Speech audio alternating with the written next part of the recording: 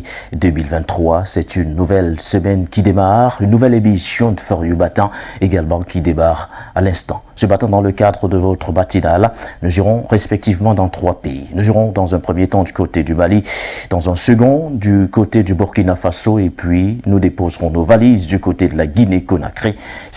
Ces trois pays qui ont donc convenu en fin de semaine dernière d'œuvrer ensemble dans la lutte contre l'insécurité qui sévit dans la sous-région. Abdoulaye Diop, le ministre malien des Affaires étrangères, aux côtés d'Olivia Rwamba, Burkina Faso ou encore de Maurice Sanda Kouyaté, est réuni en fin de semaine dernière dans le cadre d'une rencontre tripartite. C'est donc au cours de cette dernière que les 3 pays ont décidé d'œuvrer ensemble, main dans la main, contre l'insécurité qui sévit donc dans le pays. Au regard de l'urgence de la situation, de l'ampleur que cette dernière a dû prendre ces derniers mois ou du moins ces dernières années, doit-on véritablement accorder du crédit à cette coalition? Voilà donc en gros la principale interrogation à laquelle nous apporterons des éléments de réponse ce matin dans le cadre de cette émission de For You Matin. Et seront deux invités donc. Le premier réagit en direct de la Suisse. Il s'agit de Monsieur Tallo Tallo. Il est conseiller de l'organisation panafricaine espagnole. Bonjour à vous, Monsieur Tallo. Bienvenue. Bonjour, Monsieur Nguéné. Bonjour à toute l'équipe de For You Media. Bonjour à son fondateur, bonjour à l'Afrique, bonjour à tous les chefs d'État qui nous suivent régulièrement, qui adorent ce média, qui les informe sur ce qui se passe. Et nous leur lançons un énième appel de pouvoir soutenir For You Media, parce que c'est le média, c'est grâce à ce média aussi qu'ils tiennent toujours leur pouvoir, qui permet de mobiliser les Africains, les panafricains, de partout en Afrique, même au-delà de la diaspora, pour pouvoir, et qui est une arme aussi, qui est une arme, une véritable arme, parce que la première arme que nous avons, c'est notre bouche, c'est ce que nous disons pour nous défendre, et qui fait que l'Afrique commence à se relever petit à petit. Merci. Merci à vous, Monsieur Tallo. Vous ne serez pas seul dans le cadre de cette émission de For You Matin. En direct, bien sûr, de Bamako, au téléphone, nous aurons également Issa Diawara, le général, comme on l'appelle affectueusement. Messieurs, avant de vous passer la parole, afin que vous puissiez d'ailleurs vous exprimer sur la thématique de ce matin, je vous invite tout d'abord à suivre le ministre malien des Affaires étrangères. Il s'agit d'Abdoulaye Diop. Il s'est exprimé à l'issue de cette rencontre tripartite entre le Mali, le Burkina Faso et la Guinée-Conakry. C'était entre autres aux côtés d'Olivia Rwamba du Burkina Faso ou encore de Maurice Sanda Kouyaté. Écoutons cet extrait sélectionné pour vous, Abdoulaye Diop. Si nous arrivons à avancer plus loin et plus vite entre nos 3 États, je pense qu'il sera possible de pouvoir propager cette dynamique à l'échelle de la sous-région et même beaucoup plus loin. Mais c'est une dimension essentielle parce que quand nous regardons aujourd'hui au niveau de la libre circulation des personnes sur le continent, je pense que nous ne pouvons pas en être fiers. À l'échelle du continent, aujourd'hui, quand vous regardez, les non-africains circulent plus librement en Afrique que les Africains eux-mêmes. Et qu'est-ce que cela nous renvoie comme message par rapport à notre engagement de réaliser les États-Unis d'Afrique un jour? C'est une grande interrogation. Il faut que nous puissions au moins faire quelques pas de façon pragmatique pour pouvoir évoluer vers cela.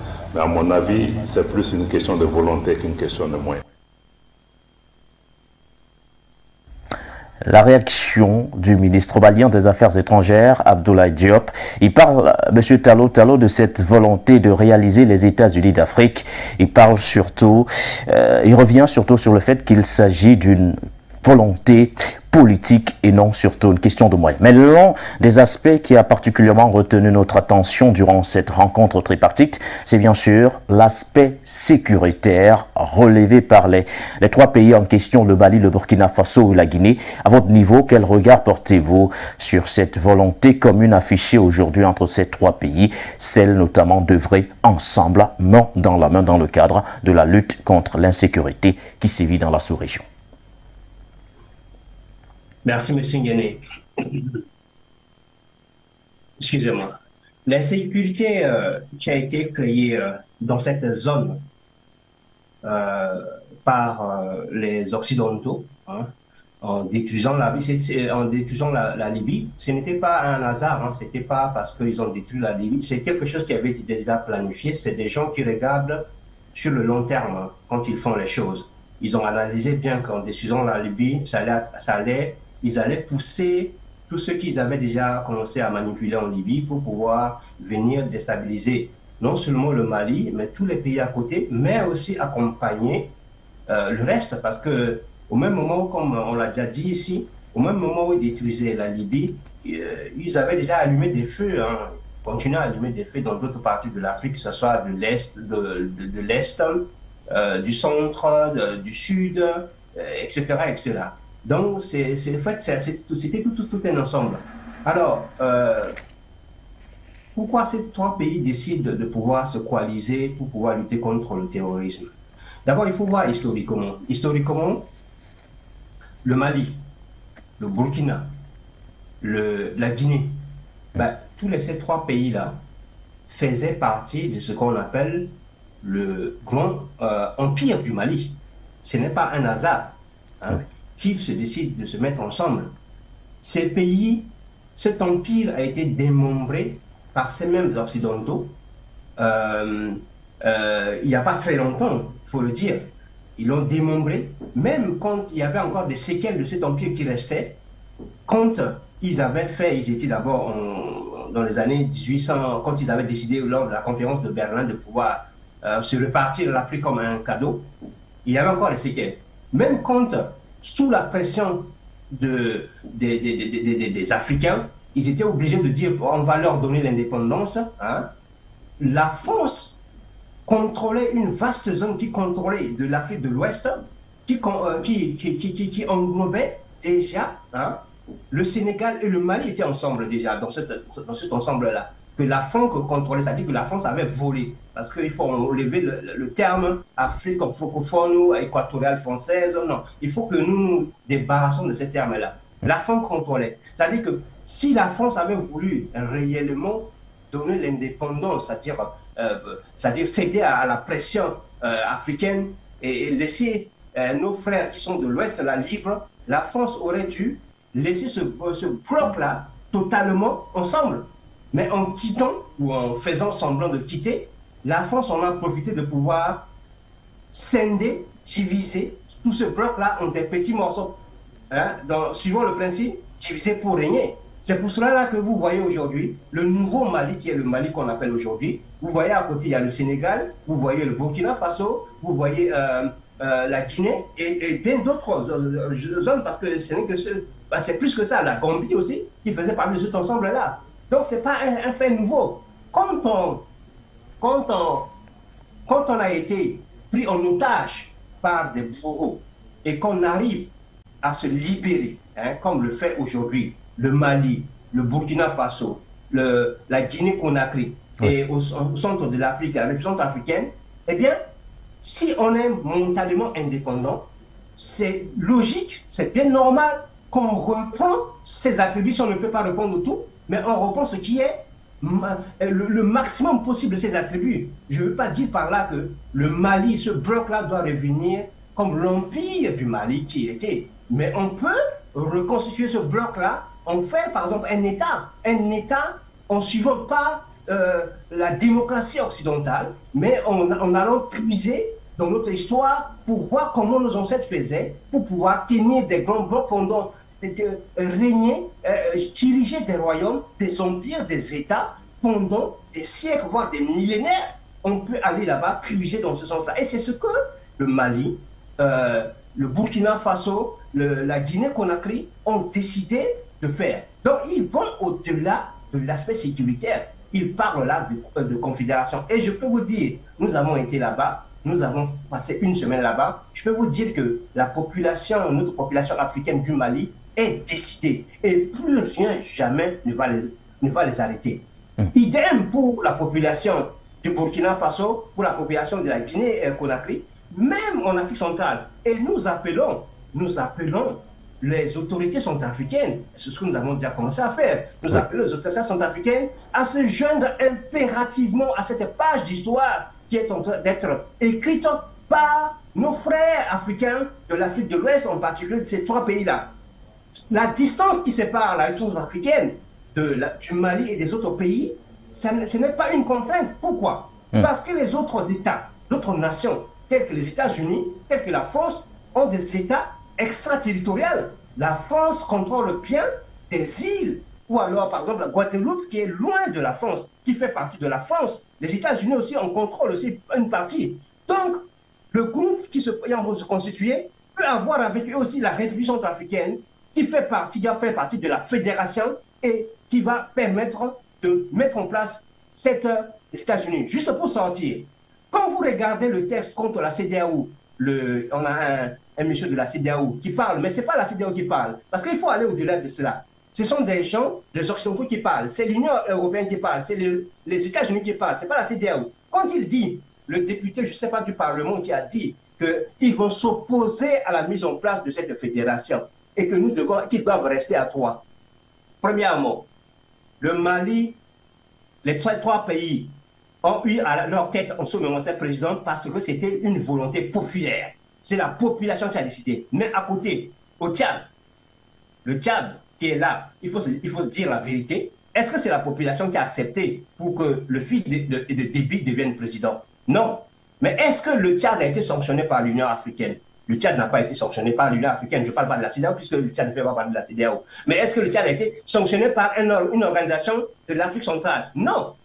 Le Tchad n'a pas été sanctionné. Pourquoi est-ce qu'on va sanctionner des gens qui ont été portés au pouvoir par la volonté populaire, volonté du peuple? Justement, M. Tallo, je me permets de vous couper puisque il s'agit d'un pan de notre émission en parlant notamment de ces sanctions de la CEDEAO, puisque durant cette rencontre tripartite, 3 pays ont également émis le choix de réintégrer non seulement la CEDEAO, mais également l'Union africaine. Nous en parlerons dans la suite de cette émission For You Matin. Permettez-moi également à votre suite de passer la parole au deuxième invité de cette émission de For You Matin. Il s'agit de Issa Diawara, le général, comme on l'appelle affectueusement du côté du Mali et du moins partout ailleurs. Alors, à votre niveau, Monsieur Issa Diawara, vous qui êtes sur le terrain, effectivement, aujourd'hui, ces 3 pays, il faut le dire depuis quelque temps, évoquent l'idée d'une fédération. Fédération entre le Mali, le Burkina Faso et l'Économie. À l'issue donc de cette rencontre tripartite, concernant principalement l'aspect sécuritaire, ces 3 pays ont émis le souhait d'œuvrer désormais ensemble dans le cadre de la lutte contre l'insécurité qui sévit dans la sous-région. Quel est votre regard par rapport à cette annonce forte quand même qui a été faite? Et deuxième question, est-ce que vous pensez aujourd'hui qu'on peut considérer cette coalition comme une chimère ou alors une réalité, parce qu'ils sont nombreux, ces observateurs qui estiment que l'initiative en elle-même est louable, mais qu'elle nécessite néanmoins d'énormes ressources endogènes dont ne disposent ni le Mali, ni le Burkina Faso ou encore la Guinée-Conakry. Quel regard, ou du moins quel commentaire, M. Issa Diawara? Mes salutations à tous les auditeurs, à tous les spectateurs de For You. Effectivement, en ce qui concerne la question sur les efforts communs entre les 3 pays, le Mali, le Burkina et la Guinée, à lutter contre l'insécurité qui sévit dans la sous-région, je pense que c'est une très bonne initiative. C'est un bon projet. Au problème commun, à quoi de normal plus que des solutions communes. Donc ce sont des problèmes que ces pays ont en commun. La Guinée vient en appui. Beaucoup diront peut-être que les terroristes ne fera pas la Guinée, mais n'oubliez pas, si vous touchez au Mali, au Burkina, c'est comme si vous avez aussi touché à la Guinée. Tant par des liens historiques et géographiques, même, oui, bien sûr, sur le plan du territoire. Maintenant, ceux qui pensent que ces 3 pays n'ont pas suffisamment de ressources endogènes pour venir à bout, en tout cas, de cette agression, je pense qu'ils commettent la plus grosse erreur. N'oubliez pas que ces 3 pays ont un partenaire, en tout cas ont beaucoup de partenaires dans le cadre de la sécurité. N'oubliez pas que la Russie est là et que le ministre des Affaires étrangères de la Russie même est venu au Mali il n'y a pas assez longtemps. Et il n'est pas venu qu'au Mali, il est venu en Afrique de l'Ouest. Parce que le Mali, ça a été comme son point de chute. Il a été au Mali et en Mauritanie. Et d'ailleurs, Il a montré la disponibilité de la Russie, la détermination de la Russie à vouloir accompagner n'importe quel pays d'Afrique qui soit confronté à ces problèmes du terrorisme. Donc, comprenez que les moyens, les trois pays peuvent ne pas avoir à l'air sensiblement des moyens, mais ils ont des partenaires et les partenaires aussi servent à cela. Et cette fois-ci, il ne s'agit pas d'un partenariat imposé sous forme du néocolonialisme de la France, mais bien sûr, c'est du partenariat négocié en toute souveraineté. Et nous pensons qu'avec les trois pays, ces problèmes risquent de connaître un aboutissement, une fin, en tout cas honorable, très bientôt, très prochainement, parce que nous savons que chacun de ces trois pays a une expérience particulière dans la lutte contre l'insécurité, tant du côté du Burkina que du côté du Mali avec ce terrorisme, tant du côté de la Guinée avec les guerres du Libéria et de la Sierra Leone dans les années passées. Je vous remercie. Le général Issa Diawara qui revenait en nous parlant notamment de ses expériences diversifiées entre notamment ces trois pays. Alors, je reviens vers vous, monsieur Tallo. Ils sont nombreux, ces observateurs, qui pensent que l'idée d'une fédération est forcément louable, que cette volonté affichée par ces trois pays d'œuvrer ensemble dans la lutte contre l'insécurité est une initiative appréciable dans sa globalité, mais que ça sera énormément difficile de l'abattre réalisé car c'est une initiative qui nécessite d'énormes ressources endogènes que forcément ces trois pays n'ont pas. Est-ce que vous partagez ce point de vue? D'abord, je rejoins tout ce que, et je prends pour mon compte tout ce que le général Diawara vient de dire. Je lui dis déjà bonjour parce que je ne savais pas que c'était lui au départ. Oui. Donc, bonjour, général. Je pense que, comme l'a dit le général, et comme l'a dit aussi le Premier ministre, que les moyens sont là. Vous voyez, il y a quelques années, quand l'Allemagne avait décidé de se réunir, l'Allemagne était divisée, l'Allemagne de l'Est et l'Allemagne de l'Ouest. L'Ouest était tellement pauvre, était pauvre, et l'Est était pauvre, l'Ouest était développé. Est-ce que ça s'est posé, on s'est posé la question de dire des convergences des moyens? Non, on ne s'est pas posé la question. Ils ont fait seulement la réunification. Tout le monde avait vu, il y a des images aujourd'hui. On a cassé le mur et ils ont dit maintenant, on est ce peuple, il n'y a pas à dire qu'on attend que l'Est puisse remonter son niveau pour atteindre tel niveau de convergence, ceci, cela. Non, il n'y a rien. Ouais. Donc, ces histoires qu'on pose en disant qu'il y a un problème de moyens, il n'y a pas de problème de moyens. En Afrique, est-ce qu'on a un pays en Afrique là où on donne le RMI, c'est-à-dire le minimum comme on le donne dans certains pays en Europe? Non. Chacun de ces pays-là, que ce soit le Mali, ils sont plus ou moins dans la même situation. Premièrement, donc, sous terre, ils sont tous des pays riches parce qu'ils ont autant de minéraux, plus ou moins, même à égalité entre les trois. Donc, sur le plan matériel, il n'y a pas d'inquiétude. Sur le plan sécuritaire, c'est le moment idéal pour mettre en place ces États-Unis d'Afrique. Pourquoi? Parce qu'en ce moment, les Occidentaux sont en train, ils ont mis le feu partout et ils sont allés toucher l'ours russe. Ils sont en train d'attaquer l'ours russe, mais l'ours russe est en train de les fatiguer. Oui. Et l'ours russe est avec nous. Nos amis russes sont avec nous.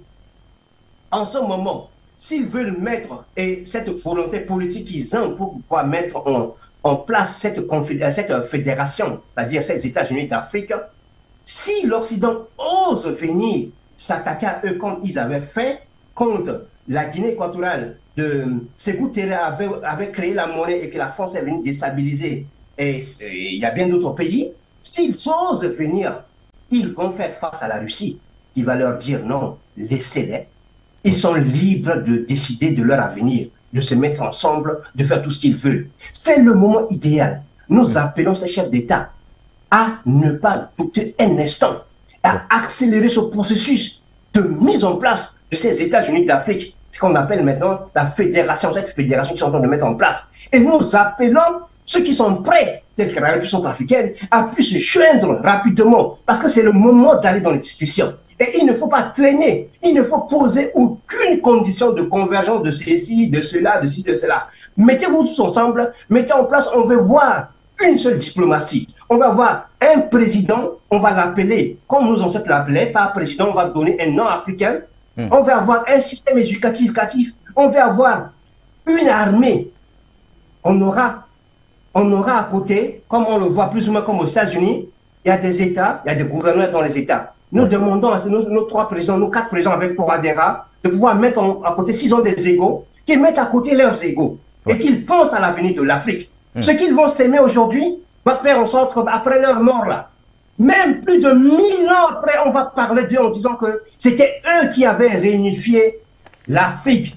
Parce qu'aujourd'hui, on continue de parler de Narmer qui avait réunifié l'Égypte il y a plus de 6000 ans, je dirais même plus de 10 000 ans. Oui. Narmer était le fondateur qui avait réunifié l'Égypte. L'Égypte, c'est-à-dire l'ancienne Égypte, c'est pas l'Égypte d'aujourd'hui. Donc eux, ils pourront être appelés les Narmer de notre époque. Il faut qu'ils lisent l'histoire de là. Ils sont en train d'écrire. Nous les encourageons. Nous les encourageons et nous les encourageons. Ça veut dire, Monsieur Tallo, à vous écouter, qu'il s'agit beaucoup plus d'une volonté politique et non une question de moyens. D'ailleurs, le ministre malien des Affaires étrangères, Abdoulaye Diop, le relevait il y a quelques instants de cela.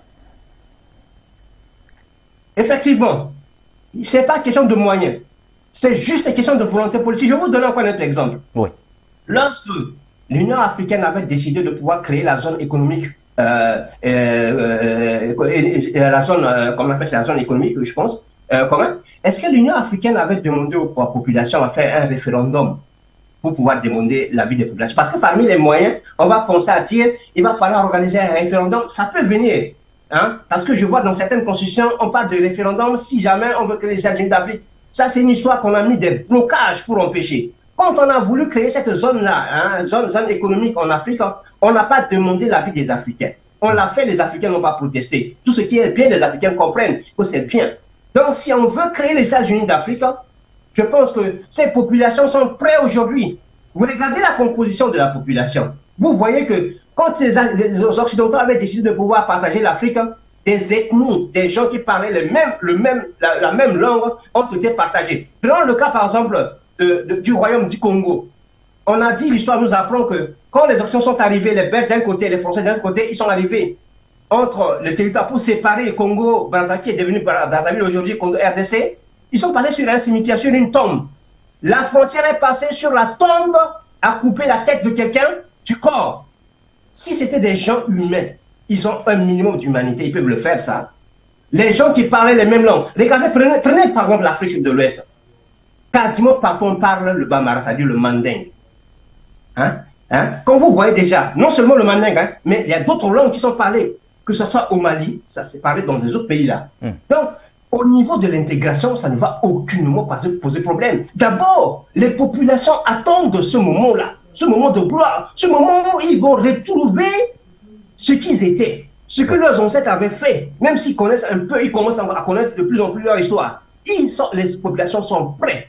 Et donc, nous encourageons les chefs d'État à aller vite, à accélérer. C'est maintenant, je répète, qu'il le fait. Parce que si jamais ils laissent, nous ne sommes pas sûrs que ceux qui vont devenir présidents après, là, ils vont avoir cette volonté qu'a Assimi Goïta, qu'a le jeune président, ils sont tous des jeunes présidents, celui Traoré, qu'a le président de la Guinée équatoriale, qu'a Touadéra, de le faire. On n'est pas sûr, on ne dit pas qu'il y aura, c'est pas possible, mais nous ne sommes pas sûrs. Et le moment est propice, c'est le moment de le réaliser. Ne perdez même pas une seconde parce que nous avons aujourd'hui le monde en train de bouger et la Russie paye, comme le général vient de dire. Le ministre des Affaires étrangères russe a fait un tour dans la région pour montrer que nous sommes présents, nous n'allons pas les lâcher. Oui. Pour les Occidentaux, plaquez et vous verrez. Voilà, et qui est donc dit Monsieur Tallo, avant de s'intéresser bien sûr à cet autre aspect de cette rencontre tripartite,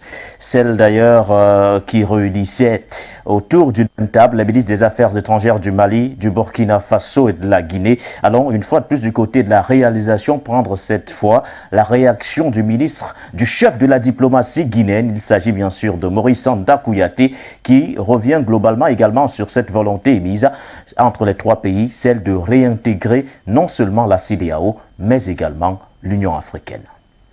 Nous appartenons déjà à des instances, à des communautés. Nous appartenons à la CEDEAO, nous appartenons à l'Union africaine. Nous n'allons pas réinventer la roue.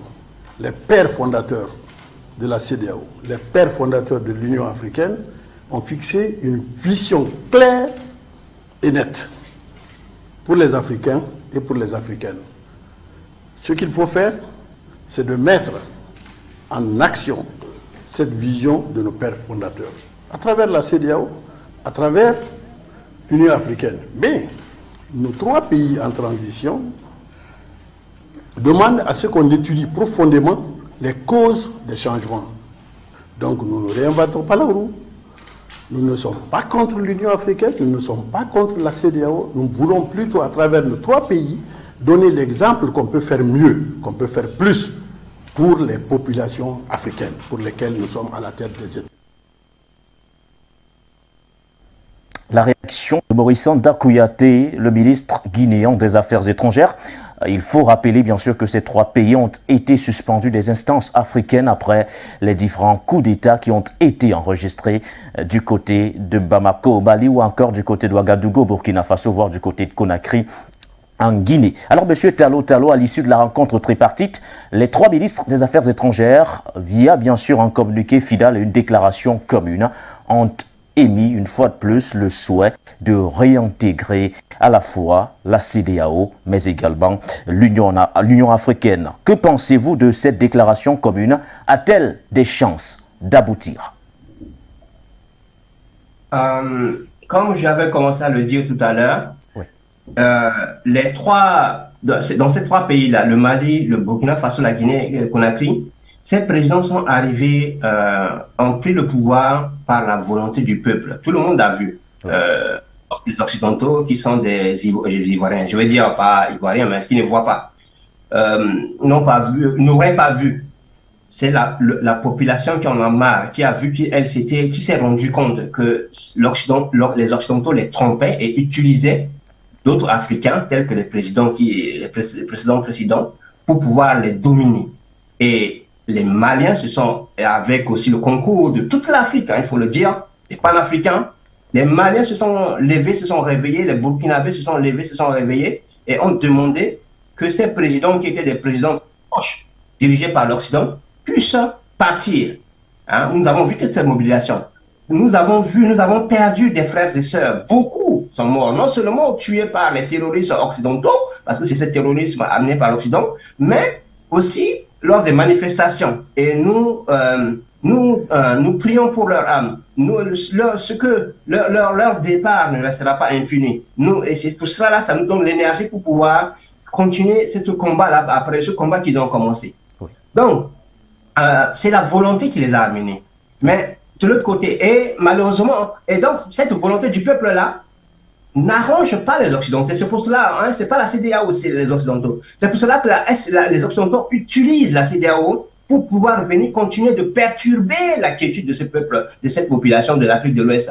Mais de l'autre côté, au Tchad qu'on a vu, est-ce que c'est la population tchadienne qui a amené notre frère là-bas? Non, c'est pas la population tchadienne. C'est les Occidentaux qui l'ont installé. Mais lui, il n'a pas été sanctionné. Donc, c'est tout à fait normal qu'il demande aujourd'hui de dire, nous voulons intégrer ce que nous avons contribué à la création. Parce que il faut savoir que ce soit le Mali, les 3 pays, c'est les pays qui ont été aussi les membres fondateurs de ces organisations, que ce soit la CEDEAO, que ce soit l'Union africaine. Donc, c'est tout à fait logique. Mais si jamais ils refusent, comme là, ils ont commencé à le dire, je vais vous dire ceci. Aucun article comment on appelle du statut, ce qu'on peut l'appeler statut de la CEDEAO n'interdise à ces pays-là de pouvoir se mettre ensemble comme ils sont en train de le dire. L'article 62 dit ceci. Le paragraphe 2 de l'article 62 du traité de la CEDEAO dit ceci. Tout État de... est-ce que c'est ça? Oui, je pense. Vous voyez ça. Tout État de l'Afrique de l'Ouest peut adhérer au présent traité dans les conditions fixées par la Confédération. Les instruments d'adhésion seront déposés auprès du gouvernement militaire fédéral du Nigeria qui en fera notification à tous les autres États membres. Le présent traité entrera en vigueur pour tout État qui y adhère à la date du dépôt de son instrument. Non, c'est pas ça. C'est un autre article. Bon, pour ne pas perdre le temps, il y a un article qui dit bien que les États, c'est pas parce qu'ils sont déjà dans la CEDEAO qu'ils ne peuvent plus faire partie d'une autre organisation. Ça, c'est un article. Mais quand on va continuer, je pense que je tomberai dessus, je vous dirai. Mais ce que je veux dire par là, même dans la constitution de cette traité-là, vous savez, CEDEAO a été créé en 1975. Hein? En 1975, qui étaient les présidents qui étaient là? J'ai vu la liste. Mais parmi les présidents qui étaient là, qui ont créé la CEDEAO, les 15 États là, ils étaient 16 et puis après, il y a un an même, je crois, un an après, il y a un qui a désisté. Mais la majorité, on ne les reconnaît pas comme des présidents indépendants, hein, la majorité. Hein. Pour vous dire quoi? Pour vous dire que la CEDEAO, quand a été constituée, créée, en fait, ça a été créé sous le contrôle des Occidentaux, en particulier la France. Hein. Pour moi particulier, cette CEDEAO doit disparaître. Et on doit mettre en place, et ça, c'est ça qu'ils sont en train de mettre en place cette fédération qui va s'étendre et amener la création de la grande ou du grand États-Unis d'Afrique. Merci. Merci à vous, Monsieur Tallo Tallo, pour votre contribution ce matin dans le cadre de cette émission de For You Matin, mais surtout, très bonne journée à vous du côté de la Suisse. Merci à vous, merci et très bonne journée à vous aussi. Voilà donc qui met un terme à cette partie exclusivement réservée à l'échange dans le cadre de cette émission de For You Matin. Restez des nôtres. La matinale se poursuit avec notamment les différentes tranches d'informations.